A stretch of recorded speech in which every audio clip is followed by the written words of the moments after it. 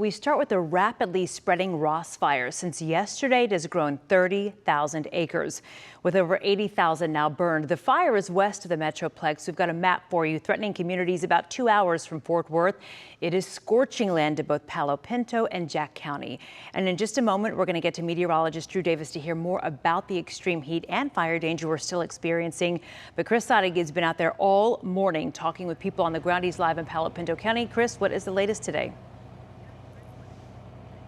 Well, Kara, we just got the update from Texas A&M Forest Service here in Palo Pinto. You mentioned this fire has now grown to 80,000 acres, but they are trying to work ahead of it to keep it from getting near structures or the main cities here in Palo Pinto County, as we've been able to keep an eye on it from our chopper as this fire has burned now for 3 days. They're trying to contain this fire by clearing lines of vegetation ahead of it so that if the fire reaches those lines, it can't burn any further because only dirt remains. Similarly, airplanes are dropping the fire retardant chemicals in lines that would also bring the spread to a halt. We also learned that the local firefighters here in Palo Pinto County are getting a much needed rest today as help comes in from outside the area. Altogether, about 170 firefighters out in the fields working to stop this fire. Earlier today, I saw a truck from Bernie, that's near San Antonio, so a lot of resources being sent in from across the state. Anything that can cause a spark, it's not always grilling and welding. Sometimes it is parking in tall grass. Being vigilant for lightning strikes. For those of you that are around the area, you will see that it is slightly drizzling. So we want to make sure that we're staying vigilant for these lightning strikes and reporting it if it does come in. They did say most of the growth overnight from this fire happened on the northern portion of the fire because of that wind shift. Of course, the wind can shift at any time. That's why they are looking to get ahead of it. Now, if you're looking for some good news, the weather conditions seem to be helping today, or they should. Much cooler. It is overcast. And as you heard him say, we've even had a little bit of drizzling rain. Kara, back to you. Yeah, that is a relief, at least the here and now. Thank you so much, Chris. So Drew Davis, welcome to Midday. Thanks for having me, We're going to get to know Drew here in just a little bit, but we've got very important business to talk to, and let's talk about the fire danger. We did hear about talking about a few raindrops. Yeah, we've had a few sprinkles this morning, and it wasn't significant. Really, until we see significant rainfall out there, we're going to continue to see fire danger. It's going to remain elevated all across North Texas. I do actually want to give you a look at the Texas A&M Forest Service fire danger forecast. This is specifically for today. Compared to what we were seeing yesterday, we were seeing extreme fire danger, very high fire danger across the Metroplex.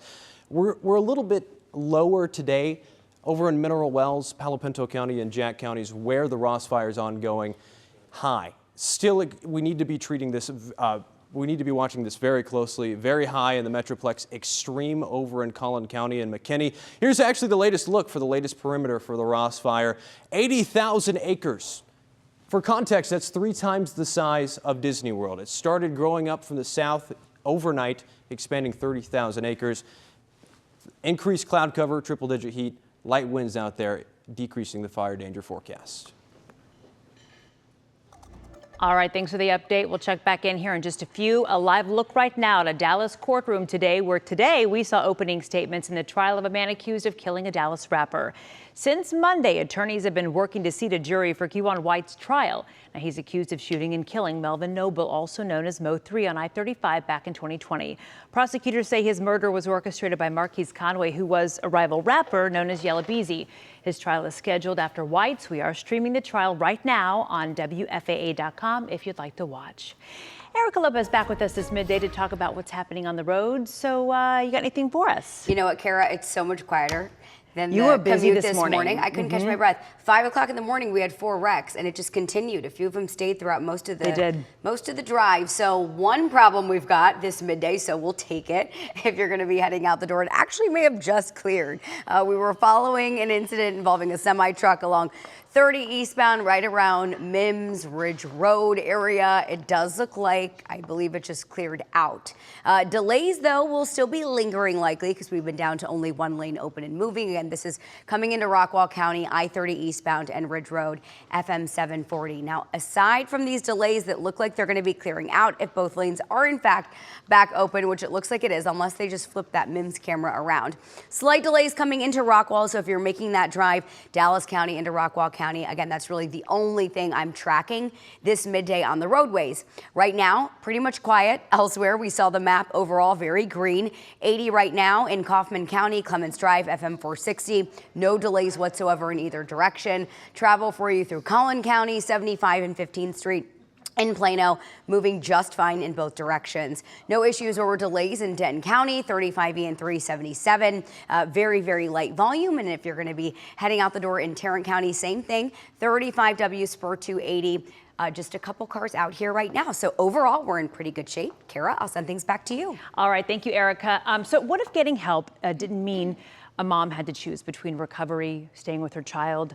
These are tough and real choices that people are making every day. Nexus Family Recovery Center is making sure that you can do both, and your support this North Texas Giving Day can really help. Joining us now is Chief Philanthropy Officer Claire Collins to talk more about what your organization does as we gear up for North Texas Giving Day, which is it's less than a month away now. It is, September 17th. Well, welcome to Midday. Let's talk about your organization for viewers who are not familiar. One of the many that can be supported this North Texas Giving Day. Yeah, absolutely. So Nexus is a really special place. We've been around since 1971, and we are a substance use disorder treatment facility. We provide residential and outpatient treatment to women.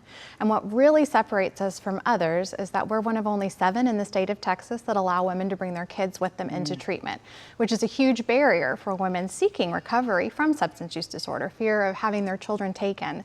So we remove that barrier. They can bring their kids. And we're also one of only 3 that welcomes pregnant women at any stage of pregnancy. So again, whatever we can do to remove a barrier in a woman's path to recovery, we work really hard to do that. Yeah, because you have a lot of people out there who are mothers and know that, that their kids are the number one as best they can be. Absolutely. So that's critical. Absolutely. North Texas Giving Day, as we approach this season, what are ways that you're looking at people supporting you, whether it's financially, volunteer work? What do you need from the community? All of that. we welcome, check. Yes, no, we welcome any type of support. I think what makes North Texas Giving Day so special is that it really unites our entire community. It's now a national model for giving, and I think at Nexus, we're so focused on community because we know that a woman cannot recover in isolation, right? Your illness thrives in the dark. And so what we invite is when families come to us to seek treatment for their substance use disorder, they immediately are embraced by our loving community of experts. And so when you give on North Texas Giving Day, if you choose to support Nexus, you're immediately part of that community that is there to embrace and support these families. On our campus, we have a child development center. We provide residential services, like I said, comprehensive therapy services, and more than that, we have staff and experts in place that help women for the long term. Think about the runway for when they are graduating our program and are re-entering their lives, how they can find normalcy and stability so their families can be healthy and thrive. I know we talk about, all the different organizations that are out there for North Texas Giving Day to support. Let's talk about someone specific, a story that really resonates with you that you'd like to share with people that, can really help them understand the person you're serving or the people you're serving. Absolutely. We are so fortunate at Nexus. So many of our staff are actually former alumni. And I think of one specific special colleague I have who came to us about 5 years ago with her young children at the time. When they arrived, her son, she knew that he didn't have words. She knew he should be saying more and speaking more, but she felt that there was probably a speech delay present. And so our experts at the Child Development Center were able to assess him immediately and identify a hearing loss. And so while she was receiving the life-saving treatment she needed for her own substance use disorder recovery, her son was able to be assessed by our team, connected with the appropriate specialists to get actually cochlear implants put in, and began just speaking probably way more than his mom had hoped he would by the time they left and graduated. And now he is a thriving young man in school in the Talented and Gifted program. So identifying a lot more than just kind of the obvious, absolutely, so to speak. So many things can kind of be overlooked when someone is living in their disease and in chaos. And so when they come to Nexus, they can finally take a breath and take a beat and have people surround them and support them and identify the many parts of their life that we can help triage. And where can people find you, other than on the North Texas Giving Day website? I know you got your own. Yes, absolutely. We can go to www.nexusrecoverycenter.org. We're available there, and obviously on North Texas Giving Day, please choose us.